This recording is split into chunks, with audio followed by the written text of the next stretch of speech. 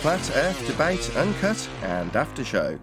I'm your host Nathan Oakley, and if you are new to this channel, or you've not done so already, then be sure to subscribe, hit the bell notification icon and join button if you'd like to become a Nathan Oakley 1980 channel member and keep up to date with the Flat Earth Debate.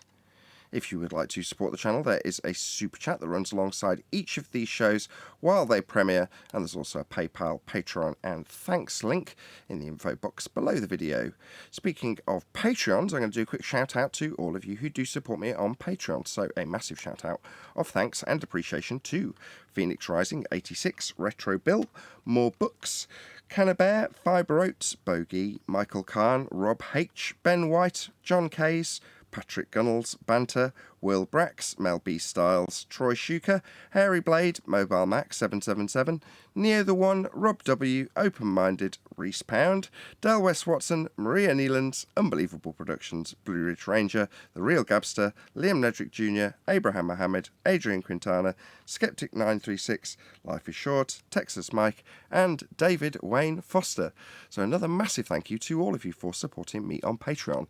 Now I will hand over to whoever is in Discord and Google so you can enjoy their dulcet tones while I set up for today's live show. Counting for this, because it tells you at the beginning. Yeah.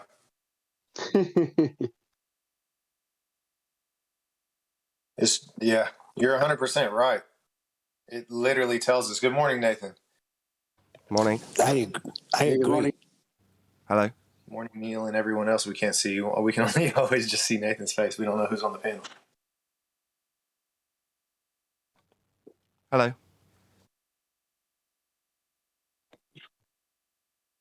Hello.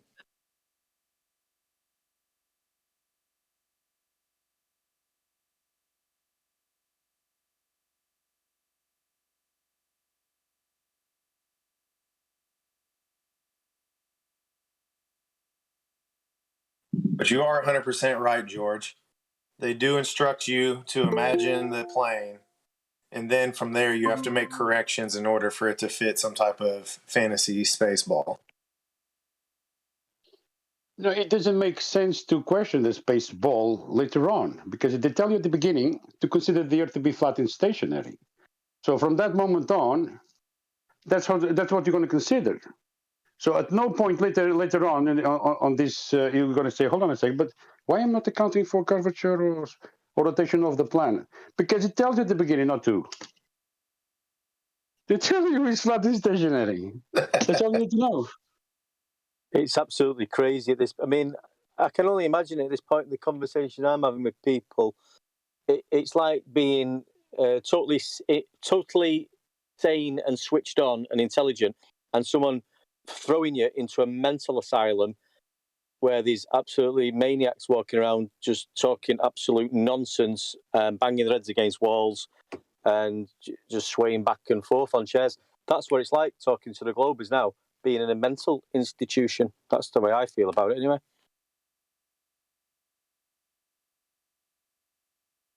Well, that's the next step, 100%. right? Yeah, they don't have where to go. They don't have where to hide. No matter where they go, that's it. There is no globe.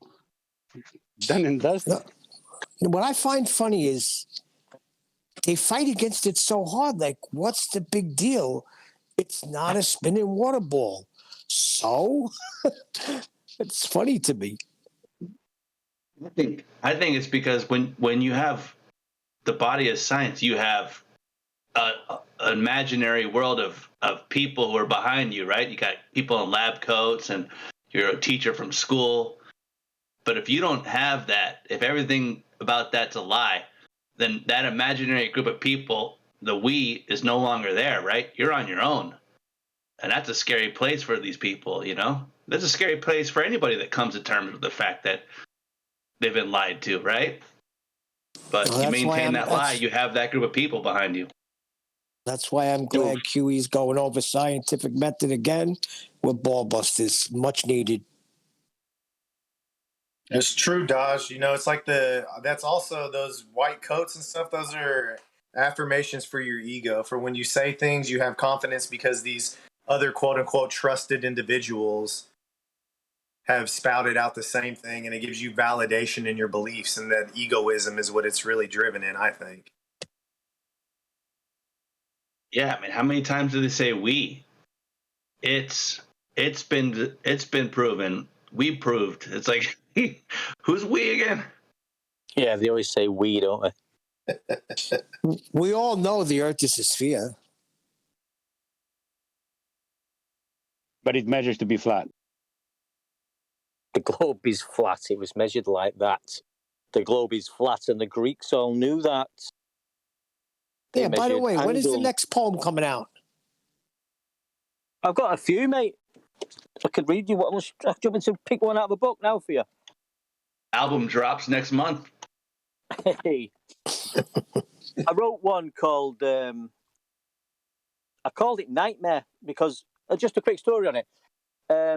I found one when I first found Flat Earth.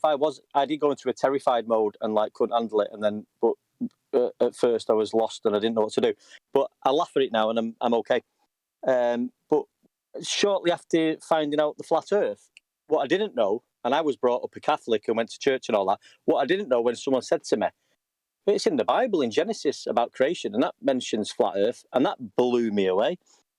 And there's so many people who claim to be, well, they are Christians and Catholics, and they go to church, and they believe in a Big Bang situation. So that blew me away. Anyway, so I wrote a little poem, and it's about a lad who wakes up and he's having a nightmare. And I called it Nightmare, but then I thought, I'm going to give the lad a name. And I've called it Nathan's Nightmare. So I'll read it to you. And I'm going to, I'm the mum speaking, and I'm the boy speaking. Mum, help me, please. I've just woken up from a terrible dream. Son, what do you mean? Tell me all about your horrific ordeal. I had a dream. I lived on a globe. It was spinning through space, out of control. There were asteroids and rocks, always heading my way. I could have died any moment of the day. Son, that sounds absurd. Let's have a cup of tea, bring you back down to earth. But Mum, say it comes true. What on God's earth would we actually do? Well, son, you've just said it right there. You live on God's earth, not on a sphere. Oh, Mum, I remember it now. The creation story that Dad used to tell. Yes, son, that's right. God made the heavens and he gave us the light. He created our stationary fixed earth plane. A spinning globe is just insane. So son, don't worry, you can go back to sleep. And if you struggle, remember, count them sheep. And if your globe nightmare ever comes back, just remember, the creator of Flat Earth has got your back. Genesis, the creation story, will tell you all that.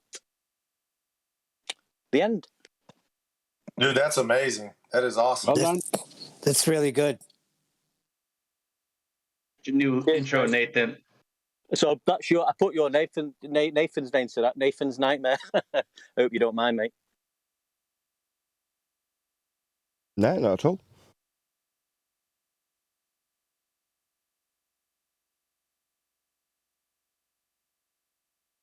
Very good. Thank you.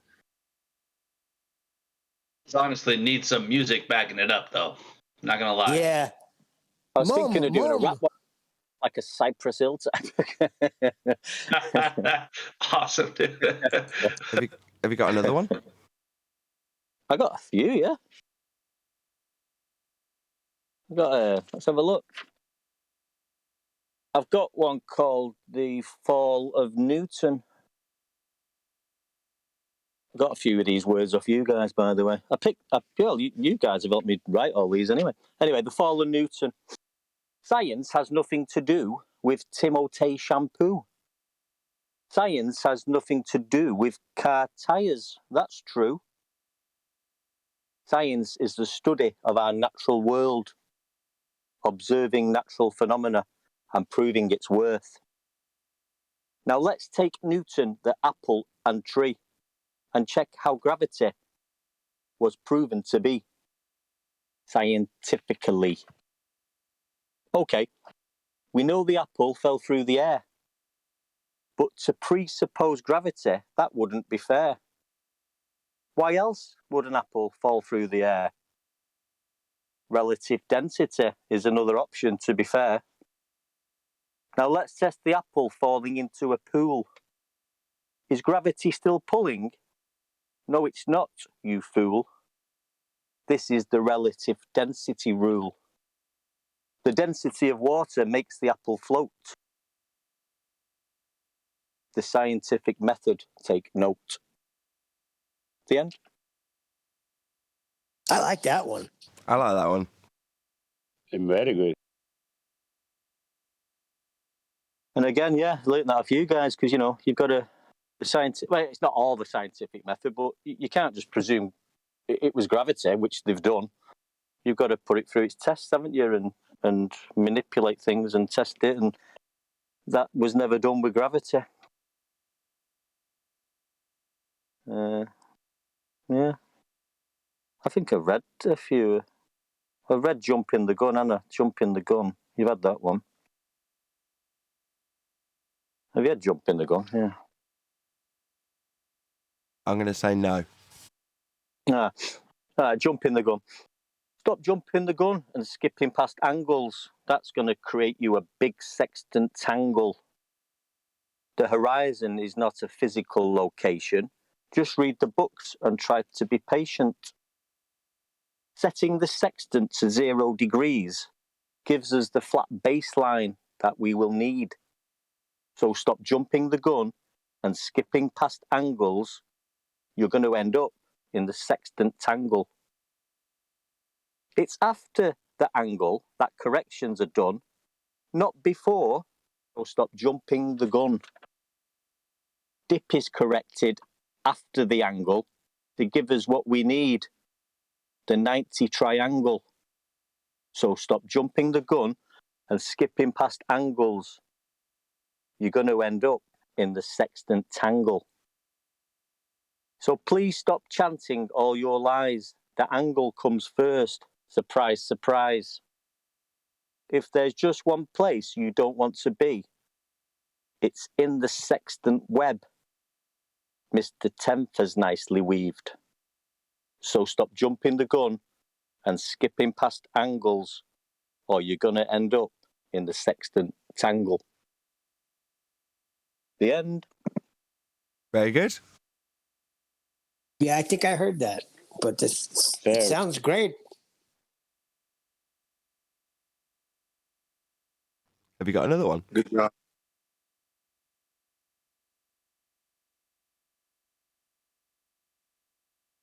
You need to get all of these together and publish them.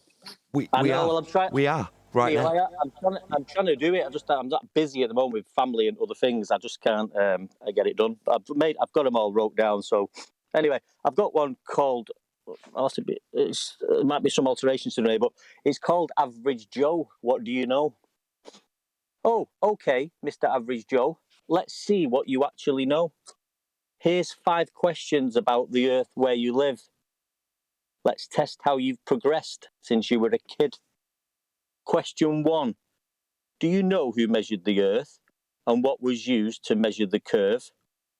I'll tell you what, I'll give you a clue. Angles and shadows. Now here's question 2.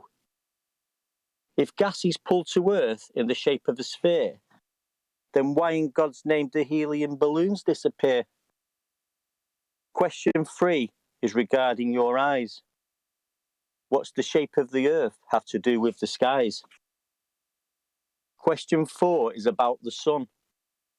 Do you think it was measured using a 93 million mile long laser gun? Question 5, saving the best for last. Why are you holding on to the lies of your past? That's that one done. That's great. That's good too. I heard what you said, Nathan. They are being published right now. You're right. Is there any more? Yeah. Was that the last one?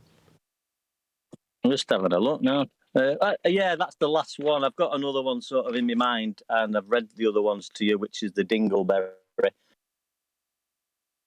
Yeah, dang dingleberry. Let's have the Think you had that dingleberry one? again.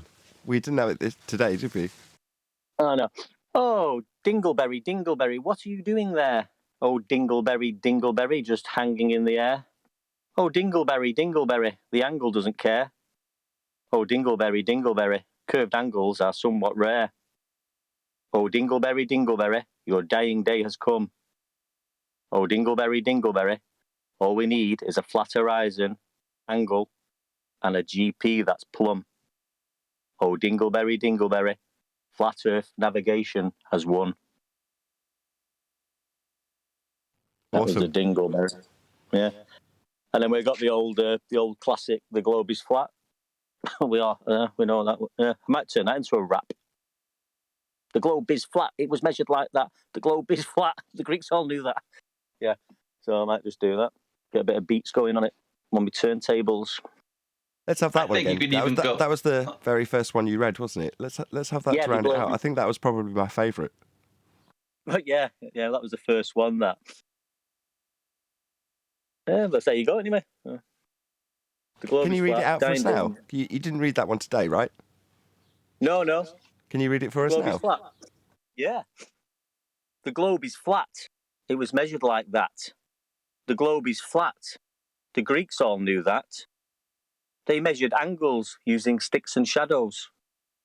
The globe must be flat for horizontal shadows. That geezer, Al-Biruni, he knew the globe was flat. He went and measured the height of a mountain like that. And when I was a sailor navigating the sea, the surface of the ocean appeared very flat to me. Triangulation on the surface of Earth, all achievable without one single use of a curve. That one. That's the globe is flat one. Perfect. So now you've published them once this comes out. Nice one. I might just do like I was just looking at some software to do like an ebook. You can do ebooks, can't you? It's just I haven't got time at the moment, so I'm mad busy. But yeah, I was going to do an ebook like that. And put some pictures and little references to where the globe is flat. You can search how the globe was measured, and it'll tell you. Eratosthenes measured it using angles, so it'll just get someone maybe to look at that in a simplified way, and then it might just start them thinking and get the ball rolling a bit for them. I'll trim it out. I'll call it Flat Earth Poetry or something to that effect, unless you can think of a better title. Yeah, Flat Earth Poetry, yeah. Anyway, there you go, guys, yeah. Thank you very much for doing that. Yeah, thanks for allowing me to read them out.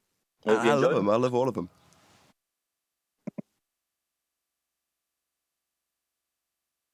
Imagine them being delivered in kind of a slam poetry style. I think that's where I keep on going to music, but almost like it deserves some kind of performance to it, because it has that energy to it, because it's declarative, right? So it's like it almost means the authority of the performance, I think that's what I keep going back to with it. I don't know. There's something special about a northern gentle twang with the right intonation where it's needed. I really like it. Agreed. I agree as with well. that. Perhaps it's my sensibility. And you just want to see it as something bigger. I understand that. When something's good, you don't necessarily have to add salt to it. True. Yeah, but I could try some things on them though. I could do a remix of. I could do a 12-inch remix, edited version of The Globe is Flat. it lends itself to everything. But the book's a great idea, especially with the citations. I mean, I think it's a pretty cool idea. Yeah, I was thinking page 1, just have a little picture of Eratosthenes and what he actually did in a little word, and then on the page adjacent to it, The Globe is Flat, and then you turn over, you get the next poem with where you can find some information on the dingleberry, and and explain that in a brief way so that people go and research it then and work out why we've come to these conclusions or why we've come to this truth. Hey, you mentioned that the waters were flat, right? In chat last night, somebody was saying that the Panama Canal proves that water's not flat. I know. What the about the argument for Suez that. Canal? I've just had some dude telling me butane and protein have got a downward bias and they never expand into the. They never expand anyway. They just sit in pools on the floor, apparently. Yeah, well, that's just a retard. John, you're arguing about that? Yeah, if the oceans were flat, then they would be at the same level, but the Panama Canal had to be lowered from one ocean to the other. Therefore, I shit you not, that's the argument. It's actually the contrary, isn't it? It's moving the boats uphill through a string of canals and then downhill again to the ocean level on the other side. That's correct. Yeah, it's done with fresh water, too. Hi, guys. Hi, Nathan. Hello, whoever that was. Hey, mate.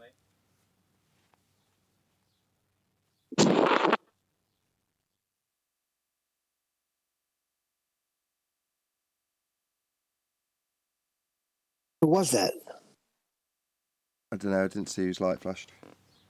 Oh, it was me. Sorry. Moop. Hello.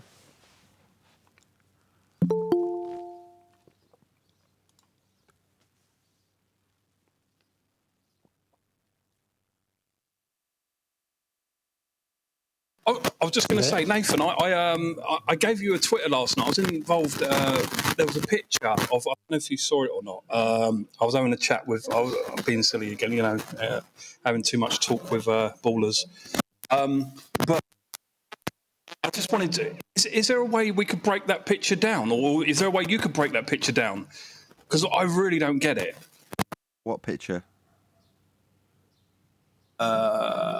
It's actually in the main chat if you go up as well. Of this, I retweeted. I put you in the tweet. I hope you didn't mind. Sorry. Your mic's horrible. Are you twisting your cable as you're moving? What picture? I don't know what you're talking about.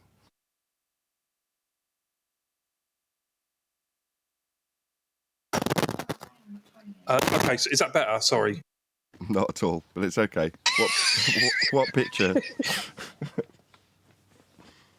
Can you describe it? Okay, there's a picture on the main chat, and basically what they've got is obviously it's a disc of an Earth, but around with a person elevated on top, and obviously Polaris has got the arrow points coming down. And obviously got into this, this whole discussion about like the sextant, and but obviously it was a woman I was dealing with, and she, and obviously I couldn't get to the point of, as you know, I came to a full stop in my understanding. Of what? Of measuring Polaris? Well, of the picture, what she showed, saying, of like how that this proves a globe Earth. Sextant proves a globe Earth, not the flat Earth. Okay. Yeah. You're gonna have to, provide her argument as best you can, and without being able to do, I don't know how to do that. Can somebody salvage this from the mainstream? The main Yeah, I was getting chat? ready to look for it. I was going to ask him where, what time stamp is on it after the hour, or it's at if he could repost 1:15 a.m. on mine. Well, the sextant measures angles, doesn't it? We'll get to it in the live show because it's good timing to have a, we'll address it with the first housekeeping question. So yeah, thank you very much for asking. I don't know how to cover it yet. It'll be a surprise, I guess, in the live show. Oh, thank you.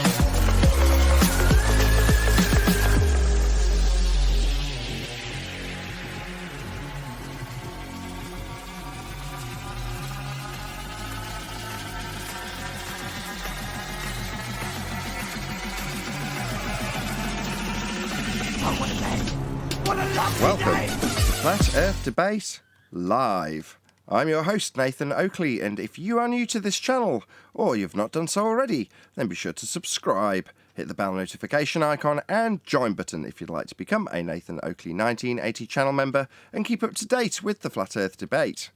If you would like to support the channel, there is a super chat that runs alongside each of these shows while they are live, and there's also a PayPal, Patreon and crypto link in the info box below the video. They've also added a thanks button, so if you want to thank the support or whatever you want to call it for the show after the fact, you can now click that button. So wonderful stuff. I turned it on this morning, so hit the thanks button if you want to thank me for producing the show after the show's been produced. But most importantly, if you'd like to join the discussion, simply mute the page you are currently watching, then click the link in the info box below this video to join the panel and express your views on the nature of Earth. If you do join, please don't swear. If you do, you'll be ejected, and if you are, please don't try to rejoin the stream using sock accounts. You'll be warmly welcome back on the next stream. Please also share the show on social media. Sharing the show obviously increases the live audience, but this in turn increases the chances of a more diverse panel, so please share the show on Facebook and Twitter. Now, we are joined by Neil, Refracted Curvature, 10th Man, Eli, Brian's Logic, and a whole bunch of people in Discord. So welcome one and all. Ew, what's going on today? Good morning. Hi. Hey, good afternoon. Good afternoon. Is there any evidence that you can acquire an elevation angle from a curved baseline? Is that a no? Evidence as in someone has attempted to do that.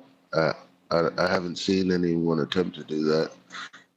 I haven't read anything about anyone doing that specifically. No evidence of it. You don't need more. Yeah, there'll never be any evidence because it can't be done.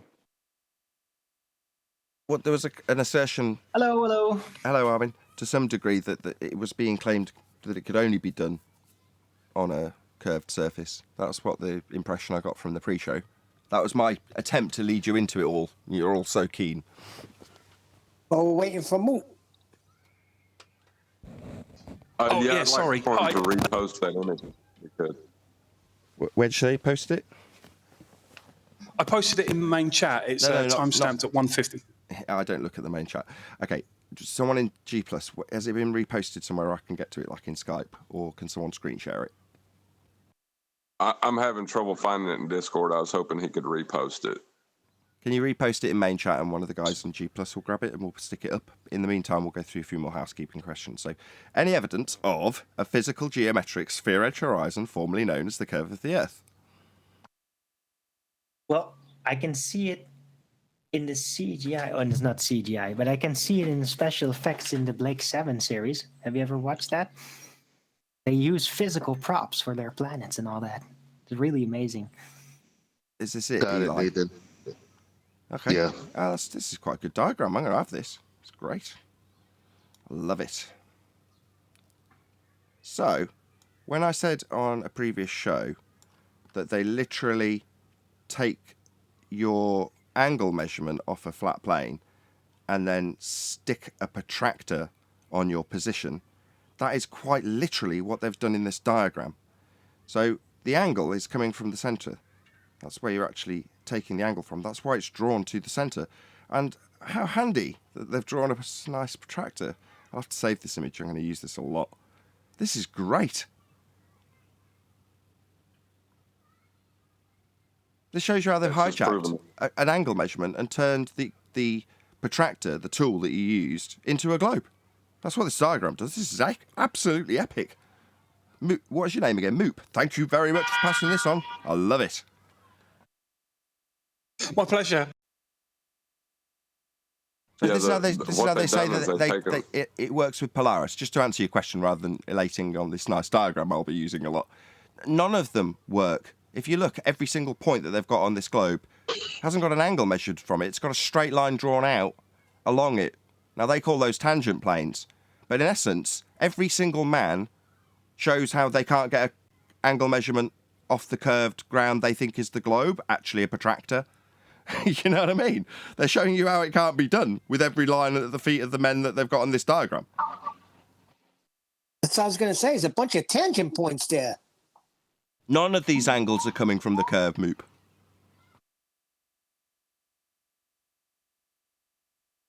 Right, thank you. I did think that. I actually do. I'm thinking this doesn't make sense, but obviously she wasn't having it. Well, you just asked the housekeeping question. I mean, that will sink in eventually. It was like that with most of the housekeeping questions as we've gone through time and put them out there. Like, okay, to answer the question, if this diagram was to do so, the question being, how can you acquire an elevation angle measurement from a curved baseline? Well, the answer is, according to this diagram, you can't. You know, you need a 90 degree at your zenith. Well, they're saying that you're getting angles when you're tilting at a weird angle. So, for instance, this one here, I think it's 57 degrees. Where's the angle coming from? Is it coming from the curve? It's coming from this arbitrarily flat line that they've drawn out. And then they've drawn a line to the centre. Well, why would this be necessary? In reality, you stood at this point, and what you're drawing out with these lines are the measurements to the stars, not parallel light coming from the stars that is equidistant from all positions when you move yourself along a protractor. Because you're not standing on a protractor. But that's what the globe Earth effectively is. But none of these angles are coming off the curve. All of them are coming off flat baselines. No, thank you. You articulated that very well. I will retain it. I'll retain your image. Thank you for me. It's epic. I love it. Because I've been looking for a diagram to try and illustrate this very, very point. I've been saying it verbally. Who's making that bloody noise in G+? Ugh. I've been trying to make this point verbally for the last week.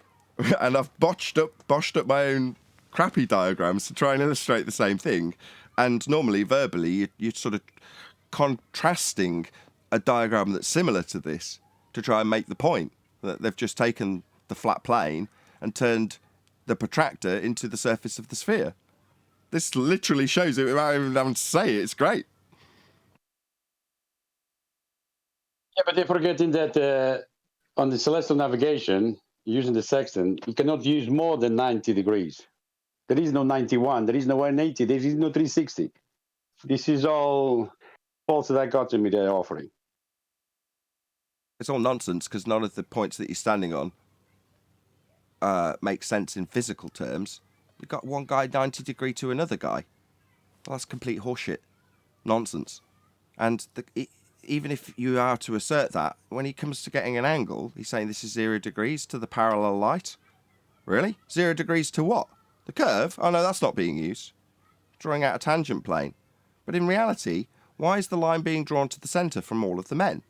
Well, because what actually needs to be done is an acquisition of this angle to the centre of a presupposed spherical Earth. That's what they're saying, and they're justifying it with the parallel light rays, not the other way around.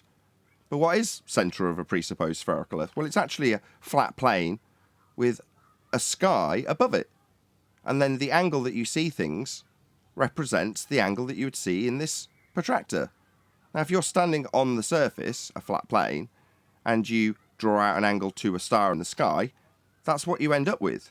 It doesn't mean that your position is then projected up so you're stood on top of the protractor, but that's what they do to transpose a flat Earth into a globe. They turn the tool you've measured the flat plane with into the surface you're standing on. They need to take that center line and bring it up to the top. That's what they need to do. Yeah, well, for the guy at 90 degrees, that's exactly what they will do. They'll take this tangent plane and transpose it down to the centre of a presupposed spherical Earth. Now, while they haven't joined the lines together, that is the justification for saying all light comes in parallel, including the sun. Well, you've only got to look at the damn thing to know that's not the case. But when you draw it in an orthographic Muppet view representation like they do, to then transpose it down to a different orthographic Muppet view representation, which is the celestial sphere, this is how it's done. But you never, at any stage, have an imaginary line drawn out from your position off a curve that you're not standing on.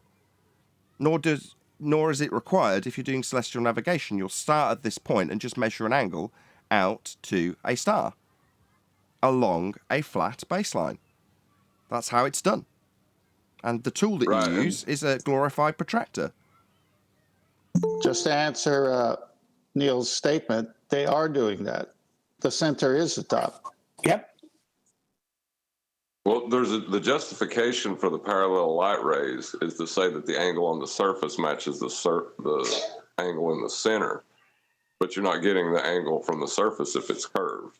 So that's a non sequitur argument. Correct. But to make it work, they have to take it down to the center, because that's where you can have an equatorial plane, aka the celestial sphere model, another Muppet view of your world that you're not standing on, but a way to represent a perspective view of the stars off a flat plane when you measure an angle. So therefore, the only way to start that process is to measure an angle off a flat plane. It's the only way it can be done. Hence, when they say, well, we'll start from the transposition up to the top of the tool, in this case protractor, and get our angle from there. Well, no, you can't. That's why you're having to draw out all these flat lines along it. Can I just say something here regarding this picture that you showed here? We see these light rays coming down parallel. That doesn't necessarily mean the sunlight rays, but the GP light coming in parallel. So every one of those vertical lines are different GPs. They need to meet the horizontal on the center of the sphere at 90 degrees. That's Correct. where the light needs to come in parallel, but independent light, not the light from one source, no. Precisely. But that's a workaround for the fact that they've transposed up their celestial sphere representation of a perspective view of the stars up to the top of the tool. That leaves them with a need to move it back down again. Well, all the light's coming in parallel, which matches the angle at the centre of the sphere. Well, you're not standing at the centre of a sphere, and you wouldn't be getting an angle if you were. So this is nonsense. But no, it's not, according to them. They just draw out a big flat plane along the top. Typically, this is represented with what we call the Dingleberry Earth, with a long plane along the top, and then the globe burger, which is a bifurcated globe, i.e. half of a protractor. Let's just let whoever that is in. Chocolate. Hey, Chocolate. Good morning, guys. Good morning. Any evidence of the distance to the sun? Hang on.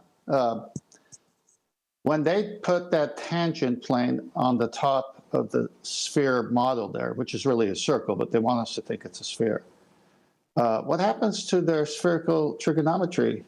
Why aren't they using that on the top of the surface? Well, the only reason they're doing it at all is to get it back to being a flat plane so they can use the angles. I understand. I'm just saying in the pictures, and I can't do it today because I'm on the road, but when you see them show spherical triangles, they emanate at the top of a curved earth, a ball earth, and yet here in this orthographic view, the top of the ball earth is not showing us a curved spherical triangle, it's showing a tangent plane.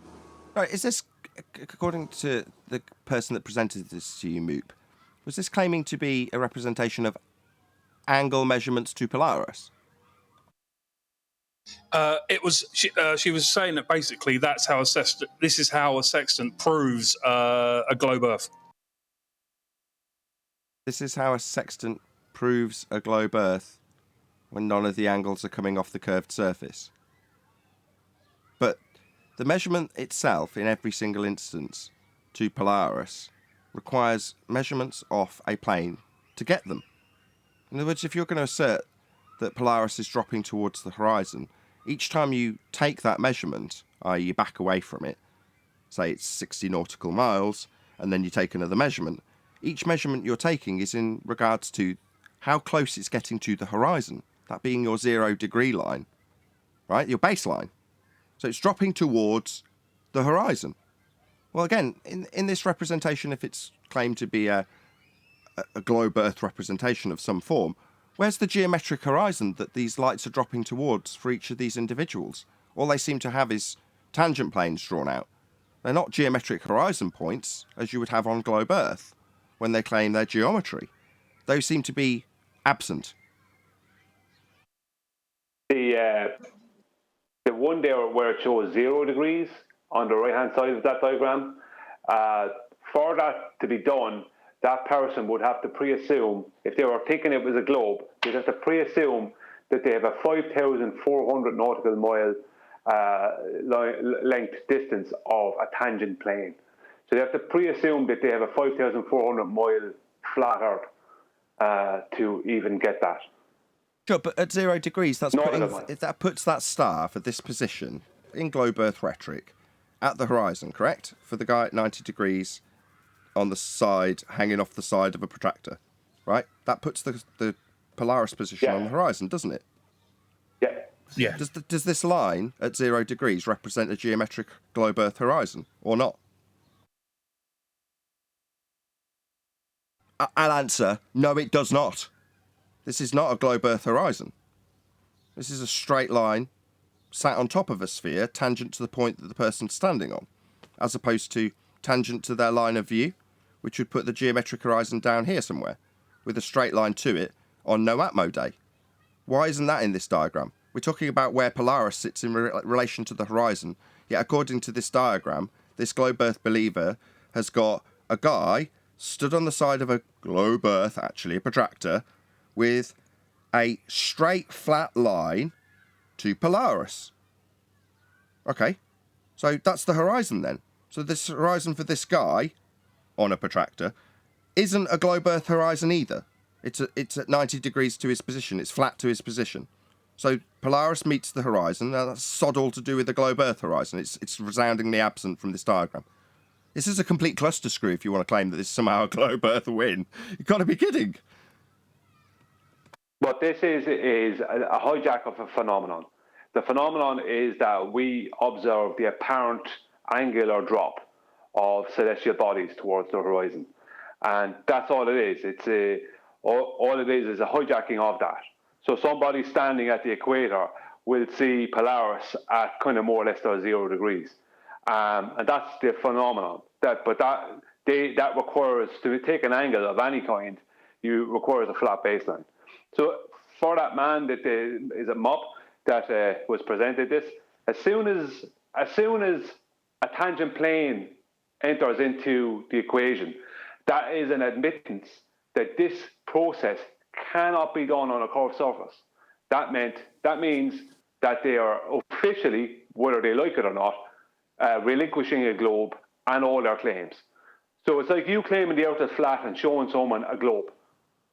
It's as ridiculous as that, because they're claiming it's a globe and they're showing you a flat Earth. So as soon as they bring a tangent plane into it, that's the end of the argument. It's over. Yeah, Nathan did say that. Yeah. Locally flat. Well, that's what I opened with, but yeah, good summary, Brian. Okay, can we move on? Any evidence of the distance to the sun? It's over there. Can I ask a fast question before you go to the sun? Yeah, you can do what you like. When was it established, like celestial navigation? Like, how did it come about? If Temp knows, because he's the one reading all the books.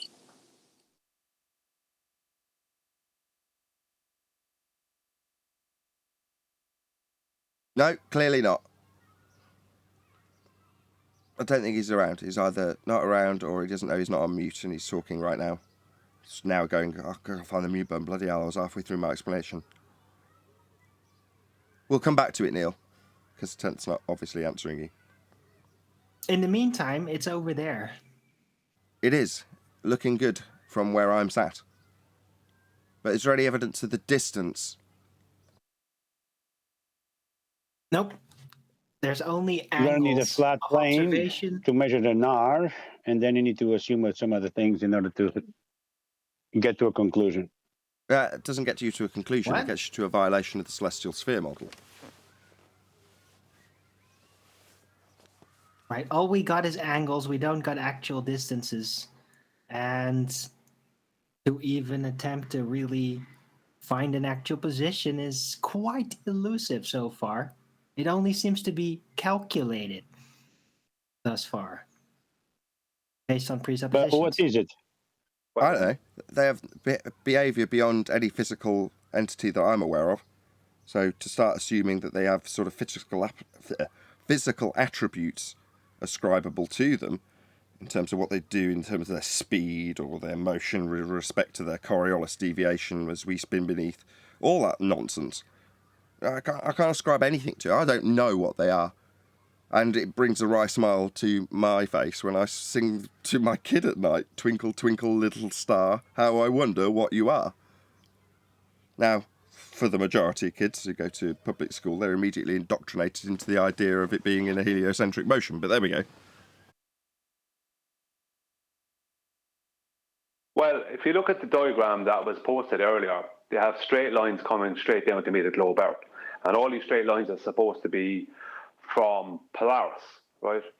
Now, they do the same thing with the sun. And the reason they do is because it's pre-assumed that Polaris and the sun are much huger spheres than the globe Earth. And obviously then they have a much huger diameter. So all light comes in from these luminaries parallel, that's their claim. But they don't even have a two-way speed of light measurement, and they certainly don't have a one-way speed of light measurement. So they have absolutely that. Like, besides the fact that they don't have an hour measurement, they only have a flat Earth calculation, backworking, a flat Earth backworking, back engineering. They don't have anything to support anything they ever say ever. That's that. There is no support for any globe anything. There never was and never will be. Brian, is there any evidence for a super GP of the sun?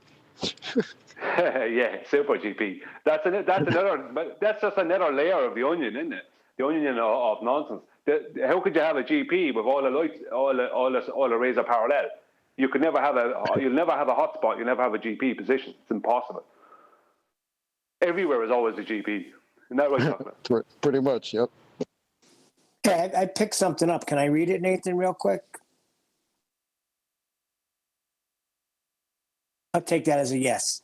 Modern celestial navigation. The celestial line of position concept was discovered in 1837 by Thomas Hubbard Sumner, when after one observation he computed and plotted his longitude at more than one trial latitude in his vicinity, and noticed that the positions lay along a line. Anybody break that down?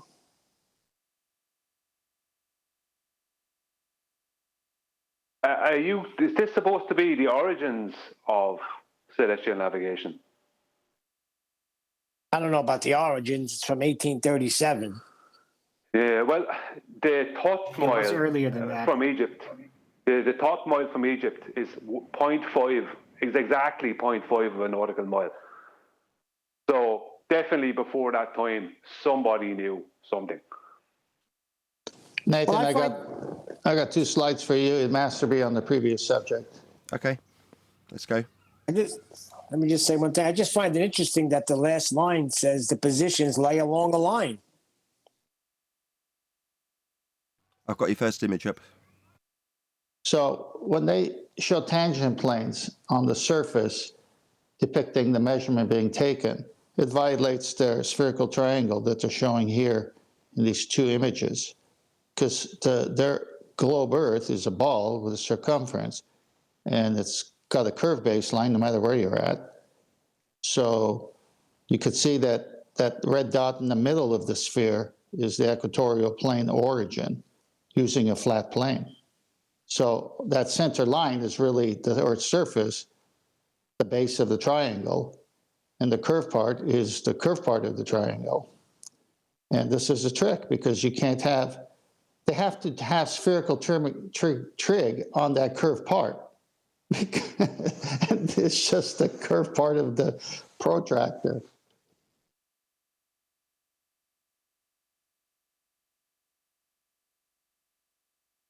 Did you want the second image? Yeah, you can see it. So on the second image, it shows 3,000 nautical miles of a circle of equal altitude, which must have a straight radius, or you can't have a circle of equal altitude. And there's a subpoint of the star in question. And here they got it on a curved surface, which is impossible.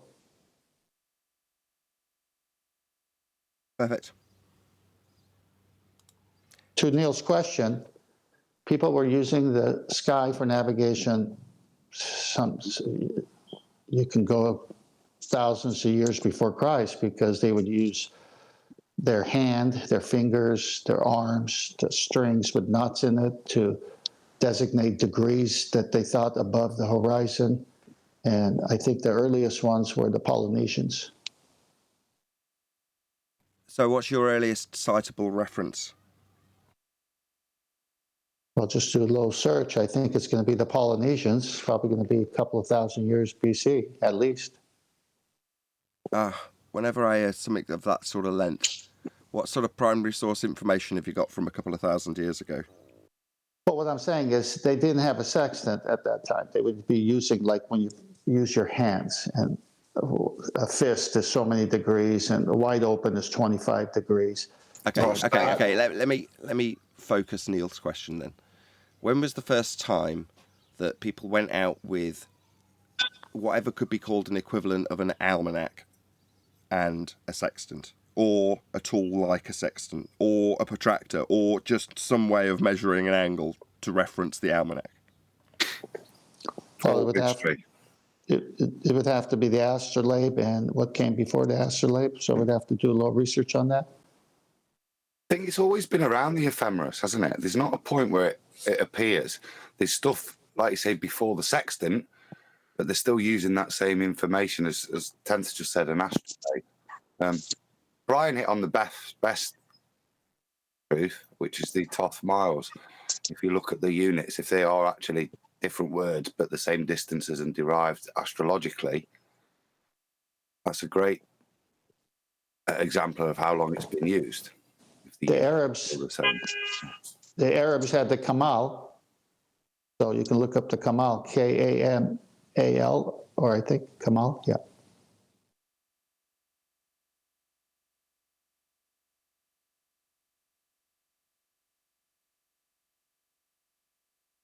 I think Ptolemy has the oldest sky map.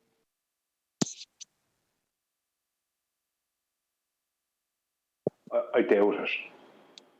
I'd say that's definitely deeper before Ptolemy. So are we waiting for that sky to change? Like, is that going to happen anytime soon? Or it's changing all the time. We're traveling millions of miles per hour through the universe. No, the sky hasn't changed because, like I said, I bought a book on where the stars are between the years 2000 to 2050.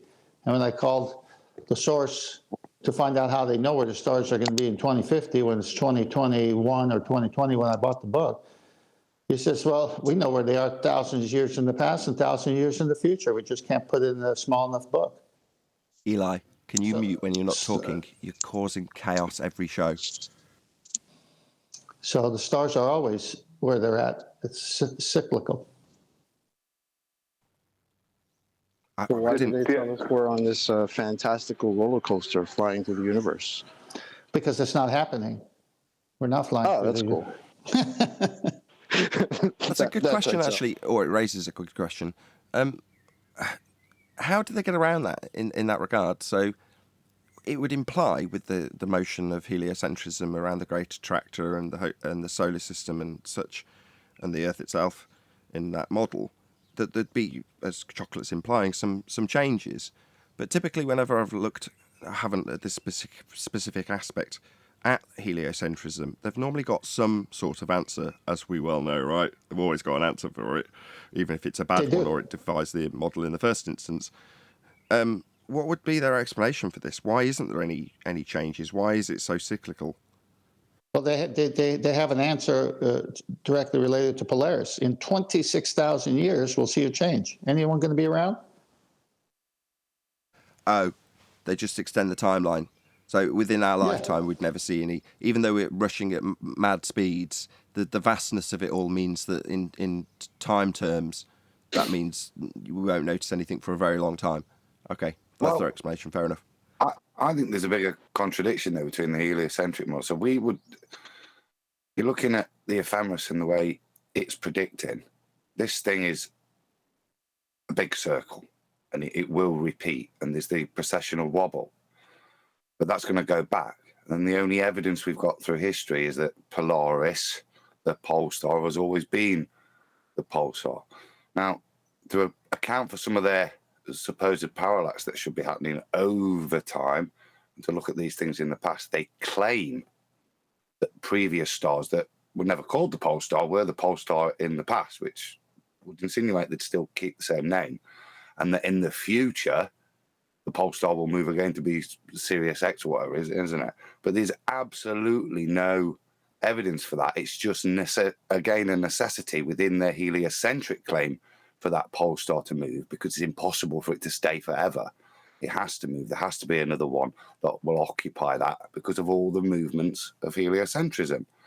So again, it's another unprovable thing that they have to say because of what they've said previously with regards to their claim.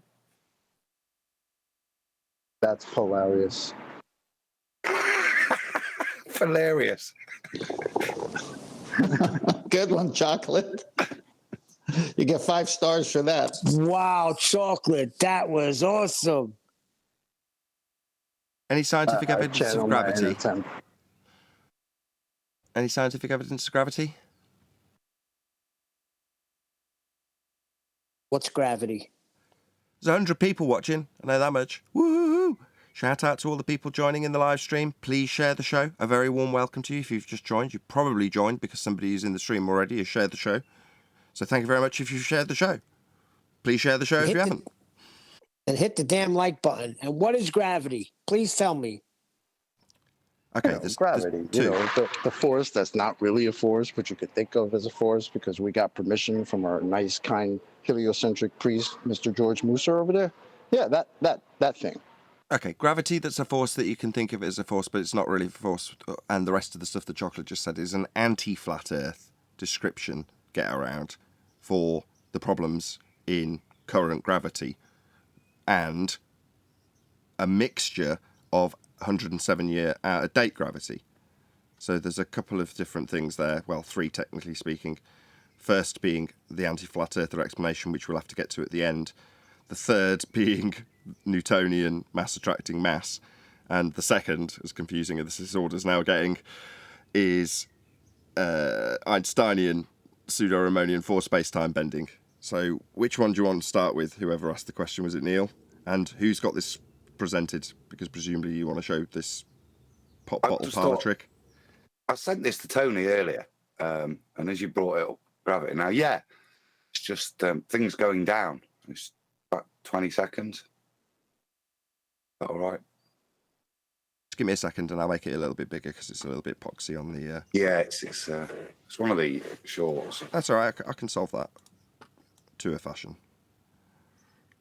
Press. Okay, give it a go. He has a little fit, but I just thought it was cool when I saw it.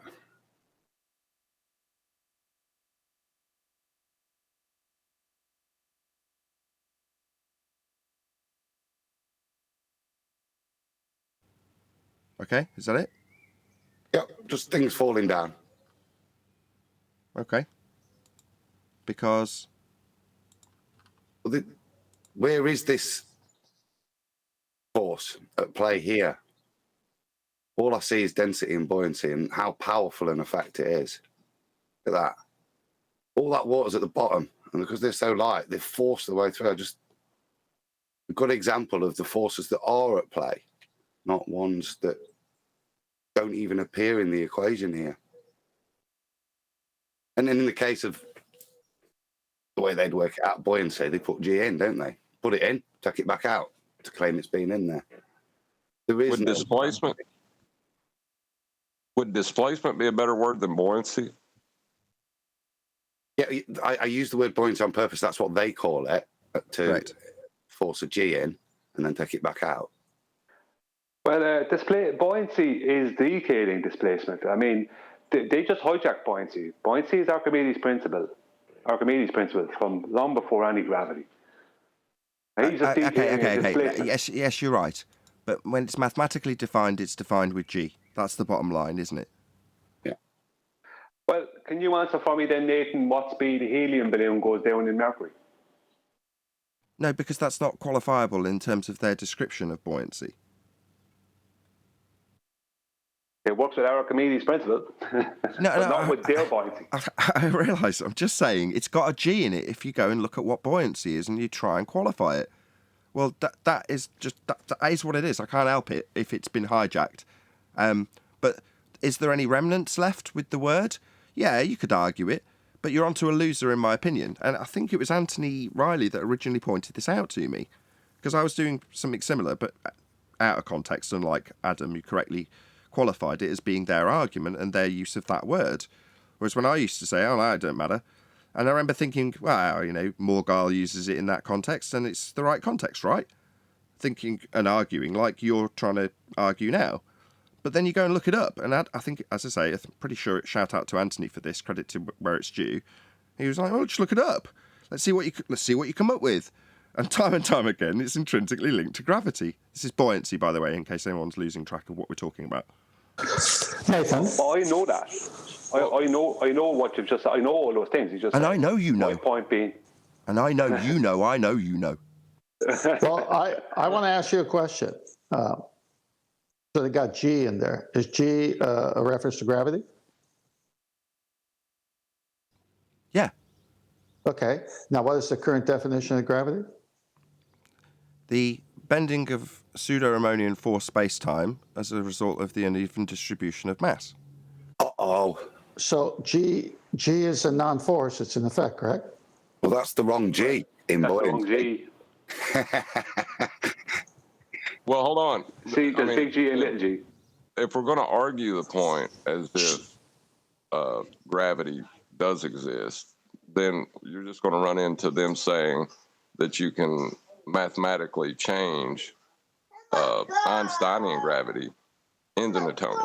Oh, hold on. Did nobody watch QE's show yesterday? Hold on. Let's just have a quick straw poll. Who watched QE's show yesterday? I did. Oops. Was that on last night? Not only was it on, it covered this very subject. He was talking about CV boys. Yeah. But if you're detailing something happening, why get into arguing about what buoyancy is when displacement's the same thing you want to say? Displacement doesn't give enough information. This is a rarity. So, relative density is more all-encompassing in terms of what's actually occurring. Yeah, you're detailing the phenomenon.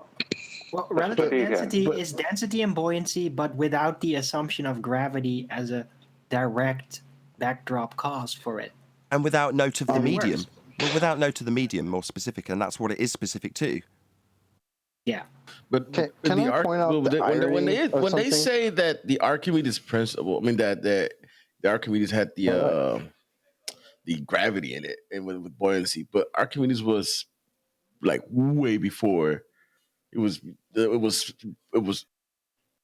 That's correct. Sorry, I was way before.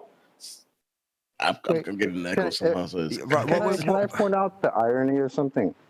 You can once we get the timeline established. So, right. So it was established between 287 and 212 BC, and when did gravity come into play? 1966. I mean, no, 1666. Sorry. No, because that's not when it was introduced in the G that we're talking about now. So again, back to go and watch QE's show. If you haven't watched QE's show from yesterday, he's only been back with his computer functioning for a couple of weeks now. But it's the most recent open panel show on Quantum Eraser YouTube channel. And he goes through precisely this, the mathematics of big G, little g, and the insertion of it by CV boys after the fact. So the original description did not have G in there. Yeah, they hijacked G from 1896, which is CV boys, and they brought it back in time and tried to claim it was part of Cavendish and other things like that, and tried to claim it had some relevance or connection to Newton without saying that he had anything to do with it. They're just taking timelines and messing around with them. What did CV boys do? He calculated an apparent drop rate of objects pre-assumed to be in a vacuum. Okay. That's what he did. Okay, just for the audience's benefit. An acceleration, Sorry. I just want to clarify for the audience what we're now talking about, because there's several gravities that have been talked about, and I want the audience to keep track. So this is falsely called Newtonian gravity. That's what Brian's currently detailing. Please don't lose track of where you are, Brian, because I want you to continue. But what we're trying to get across is this is falsely ascribed to Newton, and actually CV boys, Reverend John Michel, and, as Brian's probably going to go into now, Cavendish gravity. That's what we're currently detailing in actual fact. Carry on, Brian. I'm sorry to cut you off. I just want to keep everyone on track. I linked up a QE live show in the chat. for anybody who wants to know. Thank you, Arwin. Brilliant. No, Nathan, you do that whenever you need to do it, because I tend to be a bit vague sometimes. No, what they did is they tried to claim that Cavendish somehow measured G and also M, and anyone who actually goes and reads his papers will see, and we have citation from someone who's an accredited person from a university, a man called Lawrence Hodges, who states, no, Cavendish never did this. It was claimed that he did. He never did this. The G that he was supposed to have calculated or measured within what he did back in, I can't remember the date, but when Cavendish did what he did, but it was the late 1700s. But that didn't happen until 1896. A man called Charles Vernon Boys, he calculated an acceleration of objects within a pre-assumed vacuum. His 9.8 M2 is a calculation of a drop rate and acceleration. So he just calculates and details an acceleration. That's all he does. He's not, like, I mean, there is no, that calculation, I think that calculation is, I'm not sure if that, I was going to say something there, but I'm not sure of it. Wasn't this what Adam detailed earlier, inserting it to then take it out again? Well, I'm just trying to think about how it worked. I'm trying to think. See, acceleration, the detailing of an acceleration it's not detailing a force. It's not measuring a force. He calculated an acceleration, nothing to do with a force. Just on Archimedes, Brian, in terms of that, just to show you it's here, look, this is Archimedes. Apparently immersed weight equals weight minus weight of displaced fluid, which is fine in Archimedes' time, 212 BC, because weight means it's gravitas, not what's going to happen down here when we go to this. Buoyancy force equals weight, where weight is defined as m times g, minus weight, where weight is defined as m times g, yeah? To create a buoyancy force described in newtons. So what they do, they've just expressed it in Newtonian mechanics as opposed to how it was initially described by Archimedes. Why is displacement not good enough? I don't understand that. Because it doesn't detail the medium. Yeah, but hold on, that's covered in density, wouldn't it? Doesn't include G. You have to find a way of expressing it and including No, you're talking G. at cross purposes now. That's not what John's asking. Sorry, Adam. You're saying, what's wrong with just saying displacement, right? Just us, saying density and displacement. Because you have to say density and buoyancy. I'll just say density and displacement, because density covers the medium, doesn't it?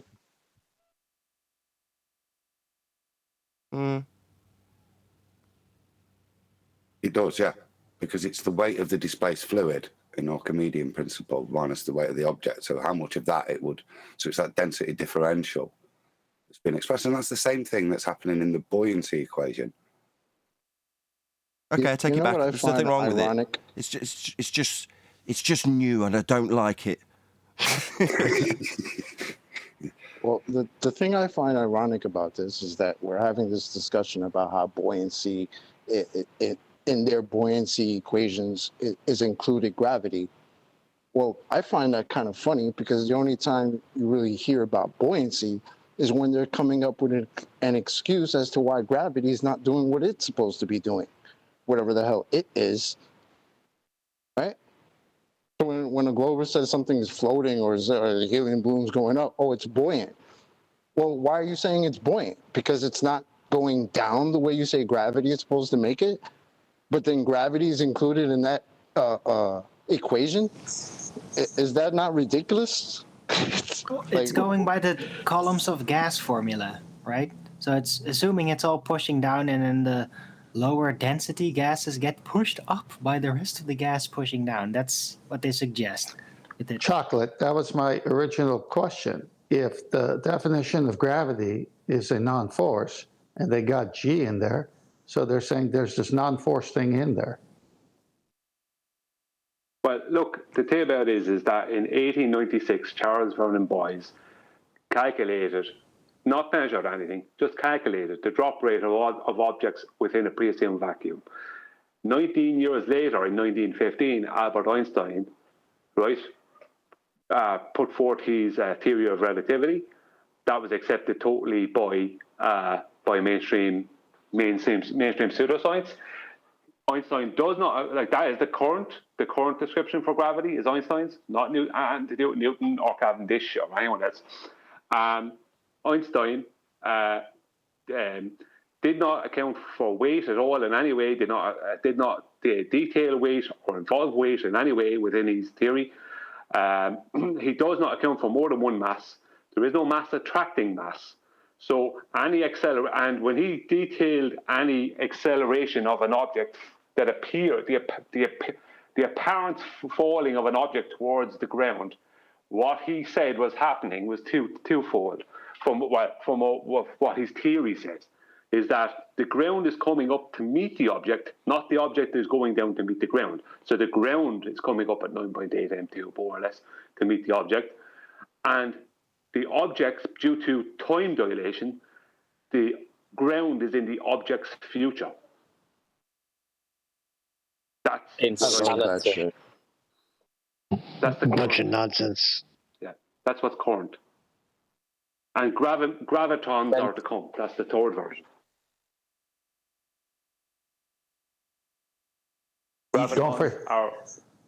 Okay, three Don't people. forget how did it know to be food? Throw that in there. Who is it that was trying to get a word in from Discord? Go ahead, whoever that was. Or don't. I'll just repeat the question that we asked right at the beginning, just because that tends to get lost in the weeds. Any scientific evidence of gravity? No. I'll be a no. Negative. But on QE's show yesterday, Betty was comparing like how temperature, how we can understand that when it's hot, the temperature goes up. We can understand that, but she was saying what is gravity? What's the number they put on that? How do we feel that? That's it. It's just a number, isn't it? As we demonstrated there in the talking about buoyancy and stuff. There's evidence for it mathematically, but that's it. All you ever see is it's stuck in equations to claim it's there, but there's no scientific evidence for it. Perfect. It's just an apple, wasn't it? Go on, Wandek. Off a tree.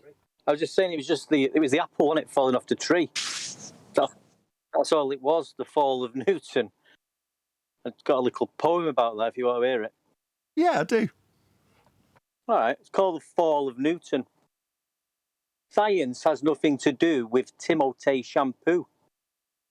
Science has nothing to do with car tyres. That's true. Science has nothing to do with Scooby-Doo.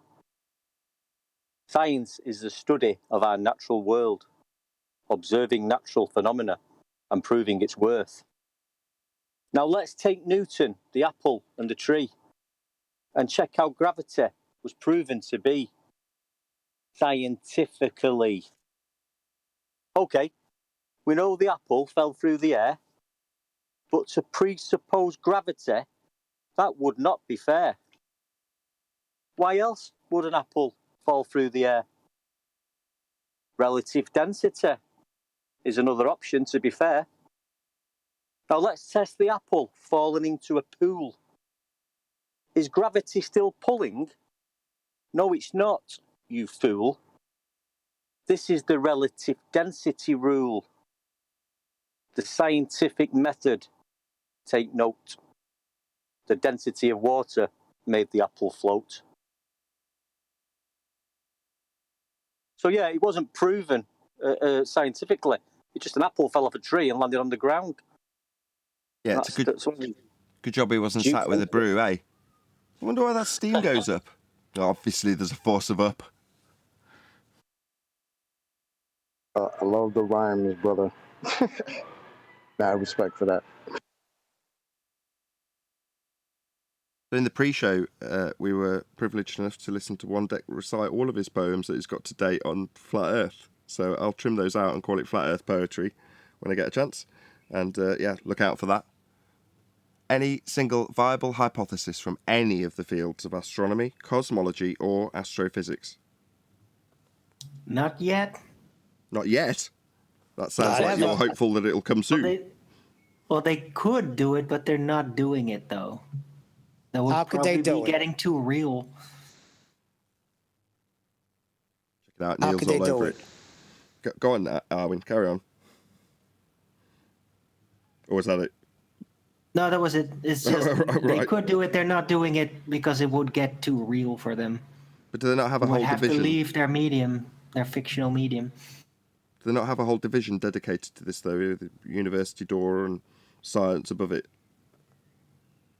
I just want to know what kind of science they did on the rover, with the rover that they sent to some asteroid. I mean, Special is that space not science. cool? Yeah, man. I mean, come on. 2022. We should that should be a normal thing at this point, since we've already done it. I tried getting firsthand commentary from Bruce Willis, but he wouldn't respond. Bruce Willis.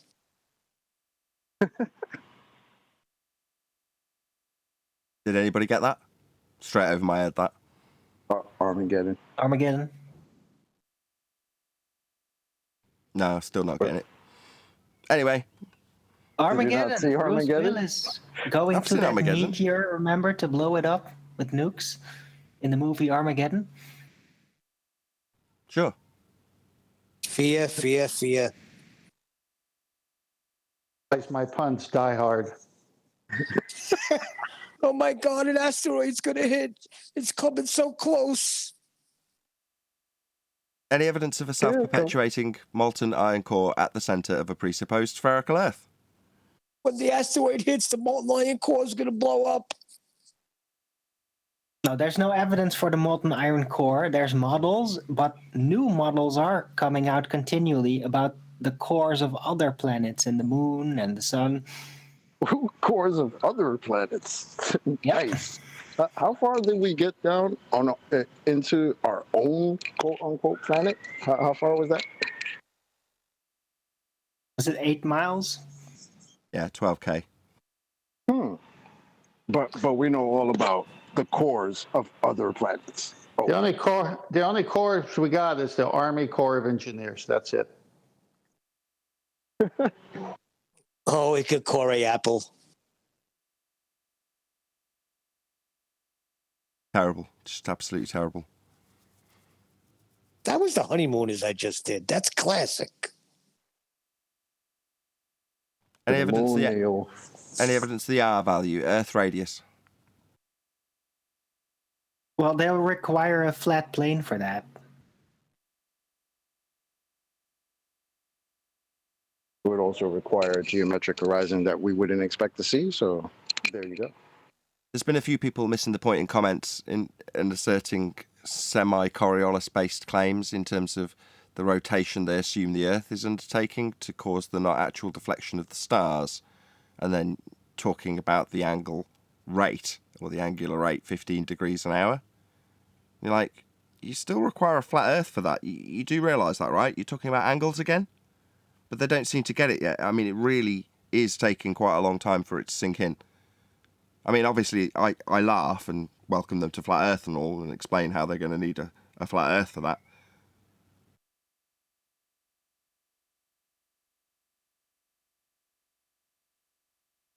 Is it going to be another one of them They're where... never going to get over the loss of their curve. Well, no, it's not loss of curve. It's the requirement for a flat Earth in the first instance. I mean, this is something that... It's not that they can just stick their head in the sand in regards to this, because there's people out there explaining it on a flat plane and sending us diagrams of globe burgers that use a flat plane and, you know, angles that aren't working off curved surfaces. You know, they're not getting past this. They're actually confirming a flat Earth with every time they attempt to argue with us at the moment, Arwin.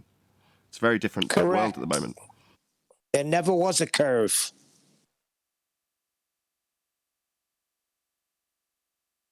That's why they never got over it. Get it? Over the curve? They never Very good. They got over the curve. Very good, Arvin. If they had an R value of 3959, and sometimes they say 3963, but very close, then you would see curvature based on observer height no more than as we have in the Black Swan. since we don't see curvature where it's supposed to be, the horizon is supposed to be Earth curve, and it moves, and we see it behind objects 10, 20, 30 miles, and it's behind that, it can't be an R that's real.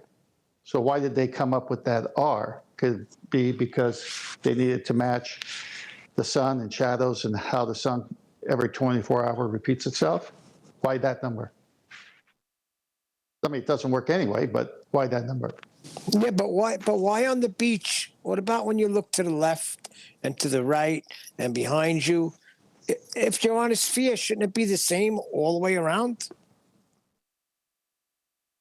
Well, that's another part of it, but I'm saying they gave us a number. The number has definite, how can I put it, extents to it. It can be no more than at 1 foot, 1.2 miles, but it's further. So that number is wrong. But why that number?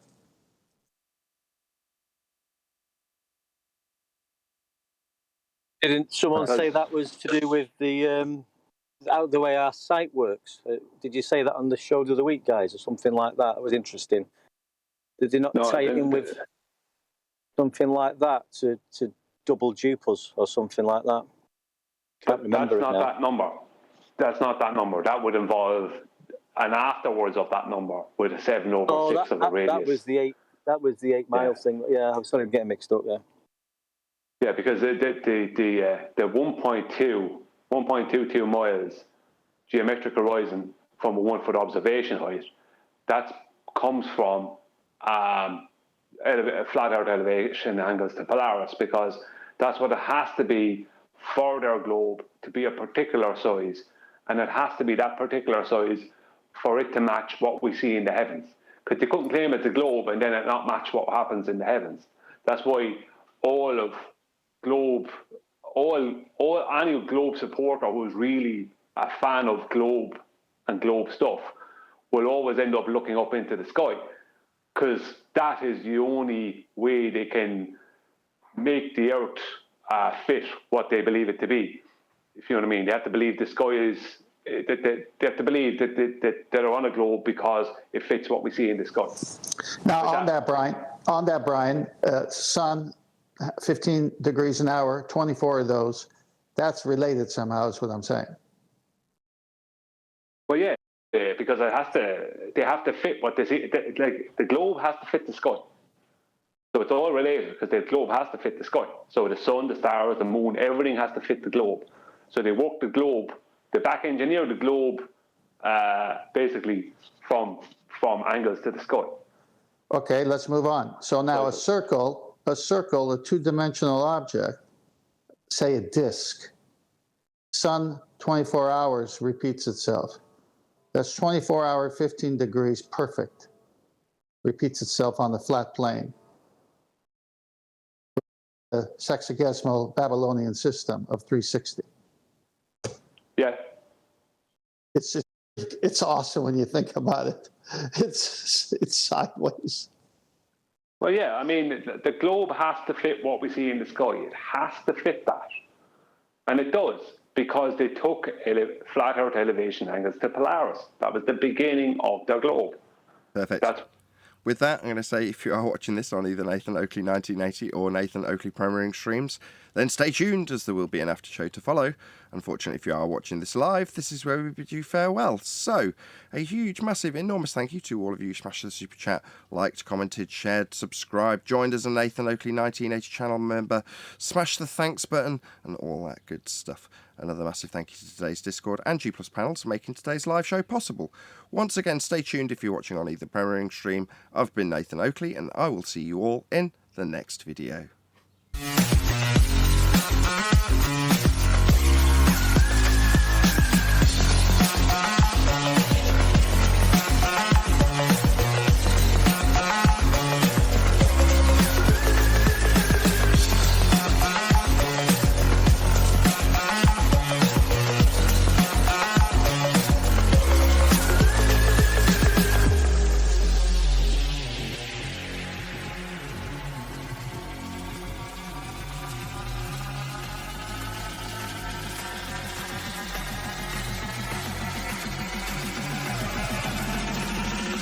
Oh, what a name! What a lovely name!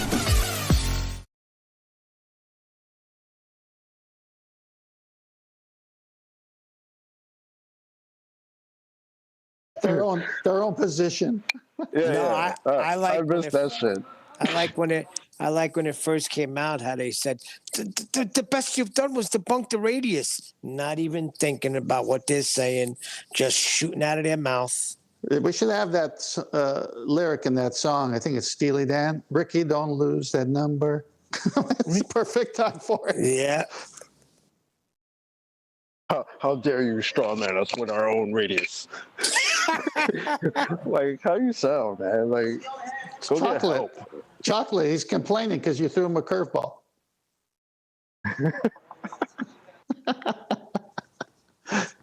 Yeah, but what that is that what they want to do is open the door to their second claim, which is that it's a straw man because we have an atmosphere, and that allows us to have 7/6 of a radius refraction.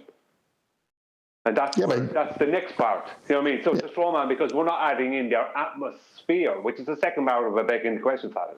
Right, but you know, Brian, they got to have the radius first before that. Yeah, but we don't understand that you can't see physical geometry, that everything is always refracted at a rate of 7/6 of a radius. Yeah, but then they can't get it. They can't get the R value. Excuse me, silly flat earthers. We have an atmosphere. Therefore, how could we ever see the geometric horizon? Silly flat Well, how do you explain when I see a white You can swan see it and from I see outer the hump space over- because there's a vacuum there. Someone from Discord was saying something there. My elbow. Yeah, but how do you explain when I see other pictures and I see the hump in front of the oil rigs?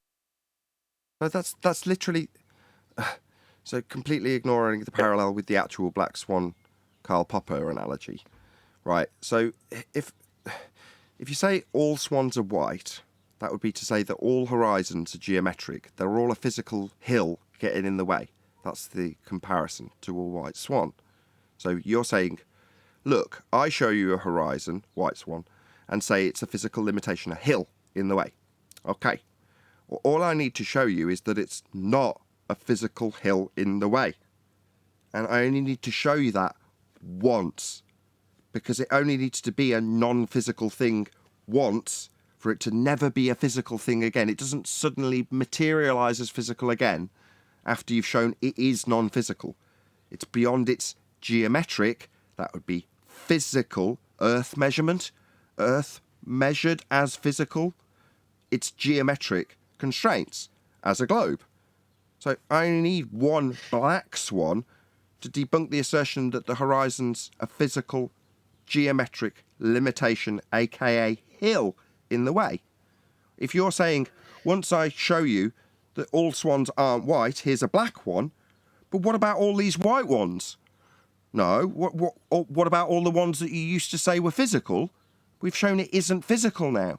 So it doesn't matter how many times you show it me and go, look, it matches with my maths. It's not a physical place. You've even... Globers, not you, you're just representing it, Alberica. But the Globers tell us how non-physical it is when they use the word refraction.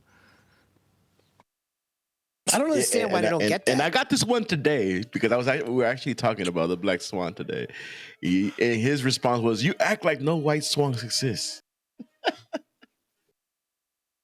Yeah. Back to what Nathan just said. After that response, that I told him, "Well, this is just to determine that your physical edge was debunked." Yeah, and then they turn around and they... Sorry, Nick. I was going to say, them just asking you, well, what about when the horizon's in front of the oil rig? Well, why don't we use the correct terms? What about when the Earth curve is in front of the oil rig? Exactly. So you just conceded that your Earth curve moves around all over the place? What's wrong with you? That's exactly my response to him. So you're saying what? The Earth changes shape? Crazy. Chocolate, because it's a white swan, black swan, that one flew over their heads. The ever-changing size of the globe. Oh yeah, but the thing about it is that when you ask them, well, what's your explanation for this? And you show them the black swan photograph. They just say, or if it's mentioned to them by anyone, they just hand wave it away. It's just refraction. It's like, yeah, so not geometric then, not a physical location, not physical. You know, it's like they don't, it's so simple. Yet over 2 years, 2.5 years, they still haven't got it. So not a hill. Not a physical location. Yeah, not a hill getting in the way then. Right. As soon as they say refraction, they're talking about optics. A lot of things don't refract. Like, what are you talking about, man? Even when they mention horizon, they're talking optics. Exactly. So ask them what's the definition of a horizon? A horizon is not a physical place you go to where the sky and ground meet. I used to have fun asking Danny, can I get to the horizon? Like, Yeah, so yeah, but after that statement, that's the end of the globe Earth claim. You understand that, right? Yep. They don't. That's the problem.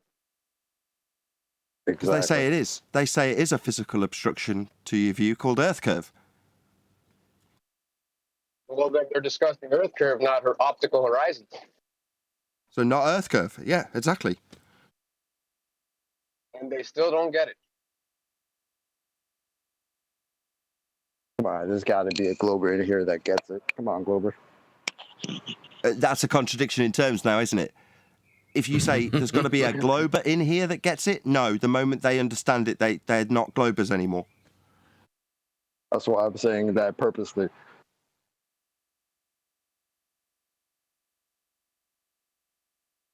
They can't say it.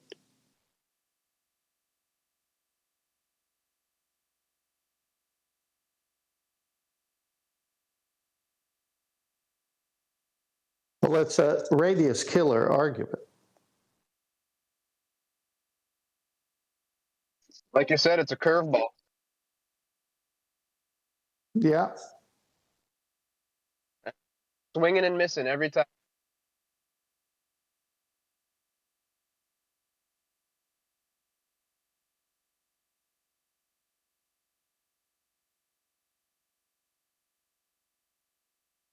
All right, then. I don't know why that killed the conversation. Because the sinker was coming next?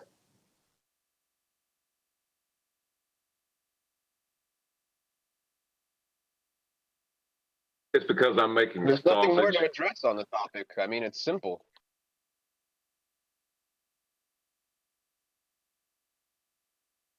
I'll just change my pitch of tone. How's that?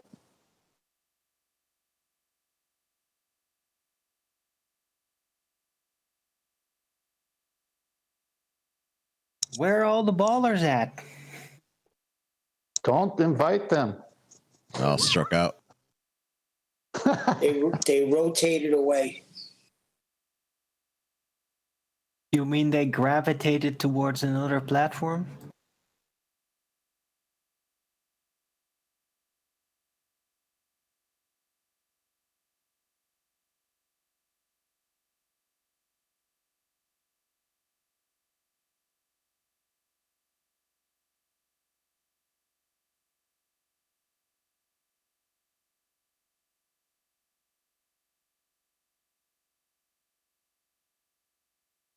Oh, right. Well, looks like this show's not going to be a very long after show. Moment of Everyone's silence. trying to look for a globe. punt to come with. No, it's a moment of silence for the But death yeah, of that's the a moment globe. of silence. I was going to bring something up about Coriolis. Like, do they ever think when they bring up the claim that the Earth's turning underneath, like how that is contradictory to classical mechanics and its inertial reference frame? Like, do they ever think about that? No. They say it's retention of angular momentum, which in and of itself is completely ludicrous when you describe or detail what that would actually be.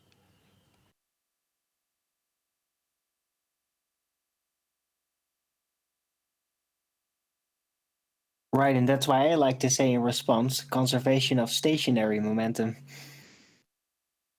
They don't actually claim angular momentum, Nathan. The anti-flat earthers don't. They claim the conservation of linear momentum. That's why I always ask them which momentum they're claiming. And they don't want to answer it. I never made a comment with any of them. Because they're claiming the conservation of linear momentum. Because it's a linear miles per hour rate that they're trying to claim around each latitude with their non-globiolis, not Coriolis. So they're not even claiming the correct momentum for a rotating body. Not hillbilly These are blue not balls, the the redneck momentum you're retard. looking for.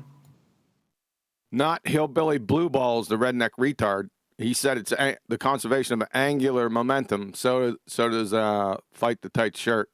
It's the gaffe of all time, and then in the same breath, deny the inertial reference frame. It's the dumb fuck gaffe of all time.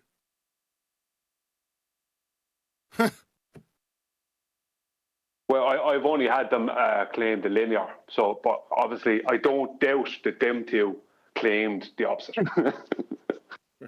So in Coriolis, they denied the inertial, and in classical mechanics, they denied the non-inertial.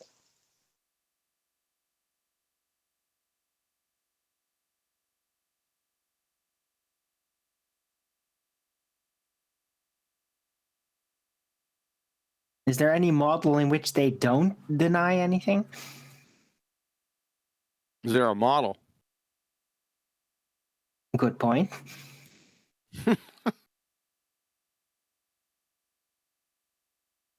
Didn't we go over this the other day with models?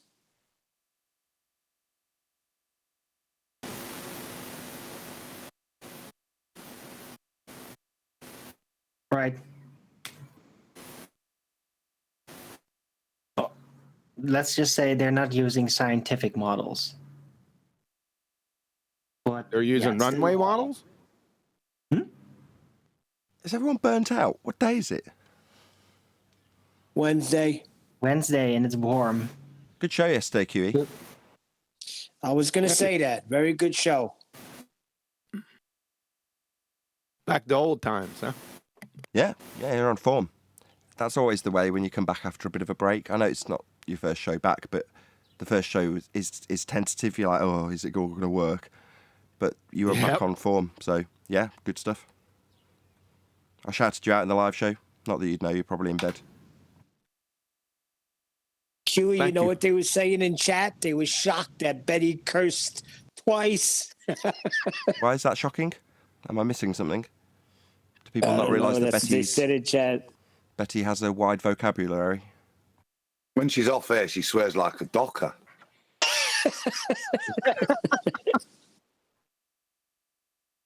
That's not true. I was shocked. I never heard it swear like that. Shocked me.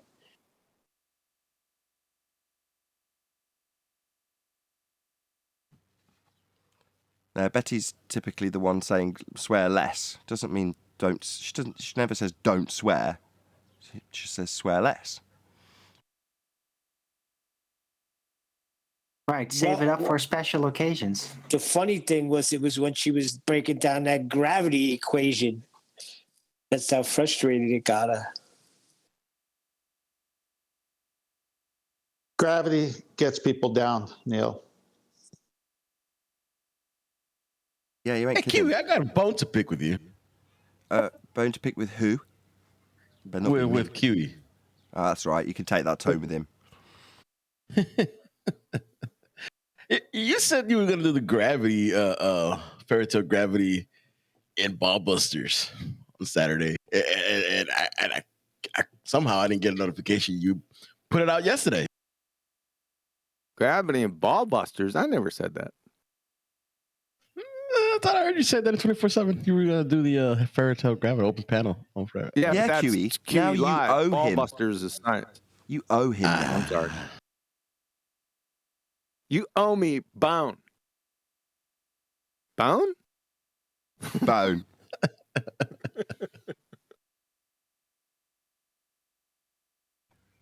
I'm sure we'll cover. We got science. We got science coming on Saturday. Nice. Let's go. Yep. And I'm sure we'll have some gravity in there. Because gravity is definitely science. That's not science. You better not show up there. Did you like how it cascaded into a carnival tent show? It just got worse and worse and worse yesterday. I noticed it when I looked at the presentation. From the word go, right? It cascaded. It was like a snowball. It got stupider and stupider as it went. Yeah, I enjoyed it. I'm looking forward to Ballbusters. Hope the energy level's a bit higher than it is at the moment. Well, the thing is, you haven't had a spanking in a while. Nobody's coming in. That usually gets the bloods flowing. Yeah. Well, at some point during the live show, although it was Ramma Jamma, there wasn't an opportunity to slip it in. I was going to give you guys a lot of props for the live show. The quality of the information put out on today's live show. Go and have a listen back to it. Absolutely outstanding.